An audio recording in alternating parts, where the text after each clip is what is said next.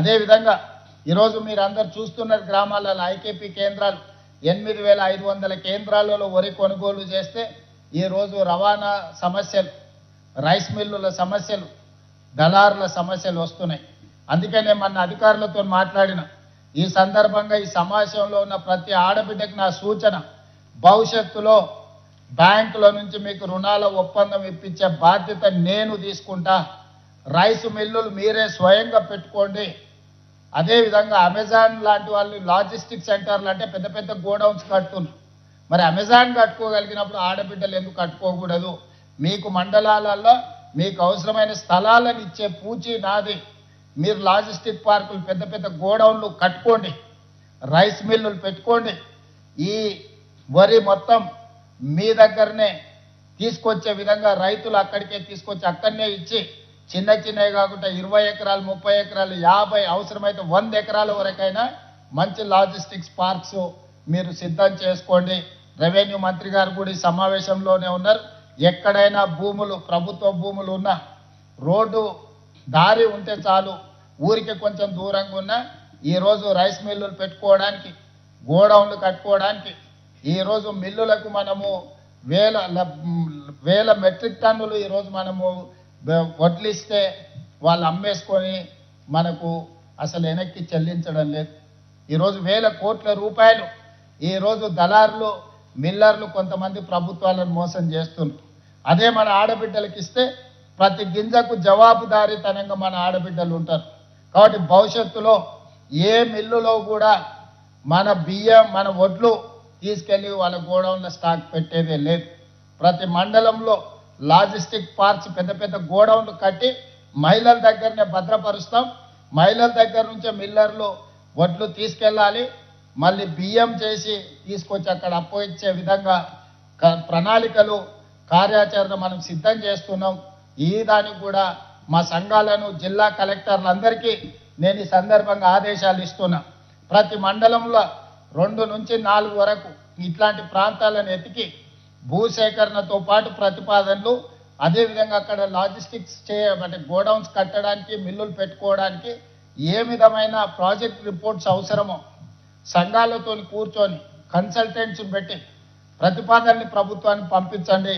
తక్షణమే వాటిని మంజూరు చేసే బాధ్యత రాష్ట్ర ప్రభుత్వం తీసుకుంటుంది. 0 వడ్డీతో బ్యాంకుల లింకేజ్ కూడా రాష్ట్ర ప్రభుత్వం బ్యాంకర్స్తో మాట్లాడి, ఆర్థిక మంత్రి గారు స్టేట్ లెవెల్ బ్యాంకింగ్ వాళ్ళతో ఎస్ఎల్బిసి మీటింగులు పెట్టి వాళ్ళకి కావాల్సిన రుణాలు కానీ, వాళ్ళకి కావాల్సిన నిధుల మంజూరీకి మంత్రి గారు సహకారం ఇస్తారు. ఆ పైన ఏదైనా అవసరం ఉన్నప్పుడు నేను కూడా పూర్తి స్థాయిలో ఇందులో పాల్గొంటాను. ఇదే కాకుండా ఈరోజు మనం సూపర్ బజార్లు చూస్తున్నాం. ఒక దగ్గర పోతే బిగ్ బజార్ కనిపిస్తుంది, ఇంకొక దగ్గర పోతే డీమార్ట్ కనిపిస్తుంది, ఇంకొక దగ్గర పోతే ఇంకేదో పెద్ద కంపెనీలు, చైన్ సూపర్ బజార్లు వస్తున్నాయి. అందుకే నేను మా ఆడబిడ్డలకు సూచన చేస్తున్నా, కొనుగోలు చేసేదే మీరు, సూపర్ బజార్లకు వెళ్ళి వస్తువులు కొనుక్కుంటున్నదే మీరు. మీరే 67 లక్షల సైన్యం ఉన్నారు అంటే 67 లక్షల కుటుంబాలు మీరు కొనుక్కుంటేనే ఆ సూపర్ బజార్లు ఈరోజు వ్యాపారం చేసుకుంటున్నాయి. అందుకే మహిళా శక్తి సూపర్ బజార్ మీరు ఒక కార్పొరేట్ విధానాన్ని చేసుకోండి. మిత్రులు ఎన్ఎం శ్రీనివాస్ రెడ్డి గారు నాకు ఈ సూచన చేసిండ్రు, నాకు బాగా నచ్చింది. రాష్ట్ర ప్రభుత్వం నుంచి కొంత కార్పస్ ఫండ్ ఇస్తాం, మా తరఫున కూడా కొంత పెట్టుబడి పెడతాం. మీరు కూడా దీన్ని ఒక కార్పొరేట్ స్ట్రక్చర్ డిజైన్ చేసుకొని షేర్స్ క్రియేట్ చేయండి. ప్రతి మహిళ ఒక 5,000 ఒక 10,000 ఇందులో పెట్టుబడి పెట్టి భాగస్వాములు అయితే రాష్ట్ర నలుమూలల మహిళా శక్తి సూపర్ బజార్లు వస్తాయి. అప్పుడు వందల వేల కోట్ల రూపాయల వ్యాపారం మీరే చేసుకోవచ్చు, మీ లాభాలు మీరే తీసుకోవచ్చు. ప్రజలు ఏమి కొనుక్కోవాలనుకున్నా నిత్యావసర వస్తువులు కానీ, అత్యవసర వస్తువులు కానీ, తిను బండారాలు కానీ, ఇతర ఏమి కావాలన్నా, మంచి నూనె, ఉప్పు, పప్పు, బెల్లం, చింతపండు ఏమి కావాలన్నా ఒక నాణ్యమైన వస్తువును కొనాలంటే మహిళా శక్తి సూపర్ బజార్లోనే కొనుక్కోవాలనే విధంగా మీరు బ్రాండ్ను ప్రమోట్ చేసుకోండి. మీకు పట్టణాలలో అవసరమైన ల్యాండ్ను ప్రభుత్వం ఎక్కడున్న నామినల్ రెంట్ మీద మీకు మంజూరు చేపించే బాధ్యత నాది.